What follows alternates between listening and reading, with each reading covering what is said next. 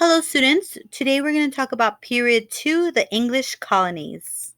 First off, the Anglican persecution.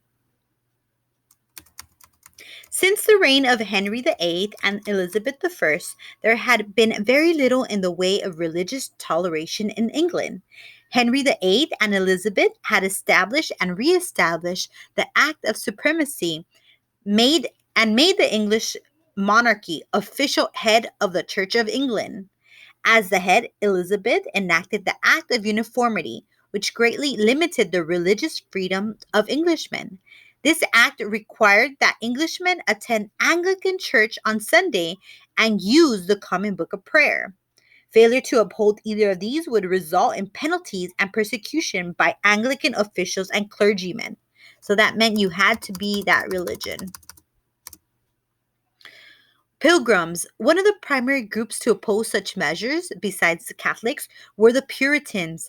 Puritans were Protestants who held true to the message of Luther, and especially Calvin, that rejected Catholic tradition, rituals, hierarchy, and papal authority, or like the Pope. As the split of the England Church from the Catholic Church in the early 16th century was predicated more on political power and the desire for Henry VIII's marriage annulment, the Anglican Church remained remarkably similar to the Roman Catholic Church. As such, the Puritans were Protestants that desired a more purely Protestant church. Consequently, those Puritans who opposed the Act of Uniformity in income and tradition were persecuted to the point of exodus. Many pilgrims, Puritans who left England, left for the religiously tolerant Netherlands and English colonies, which remained largely free of Anglican officials and monarchical authority.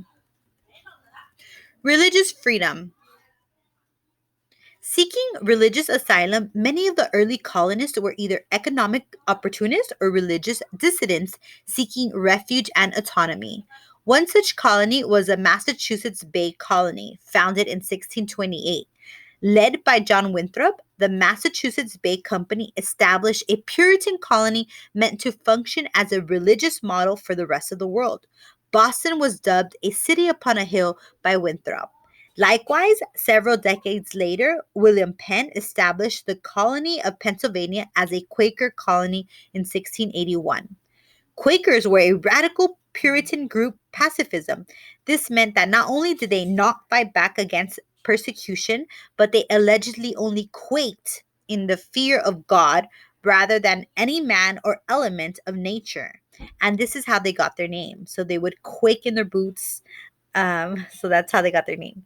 Regardless of the colony, this religiously tolerant trend was indicative of most colonial settlements in the English colonies during the 17th and 18th century. Colonial culture. Culturally, the colonies varied based on their location and founding members. For example, Massachusetts Bay Colony was settled mostly by Puritan families with male heads in their mid 30s. This meant that the New England colonies were often far more stable and family oriented than their counterparts in the colony started by the Virginia Company. In Virginia, most of the settlers were single males seeking riches and were thus far more competitive, violent, and unstable. As time went on, colonies in the Middle and South, particularly in the Chesapeake Bay region, adopted agriculture and profited from the sale of cash crops such as tobacco, introduced by John Rolfe and Rice. While the northern colonies in England practiced agriculture, they gradually began to focus on fishing and commerce, as agriculture was not as productive or lucrative and was kind of it wasn't very helpful because the north was cold. These are some of the British colonies, and we could see in the pink we have the New England colonies.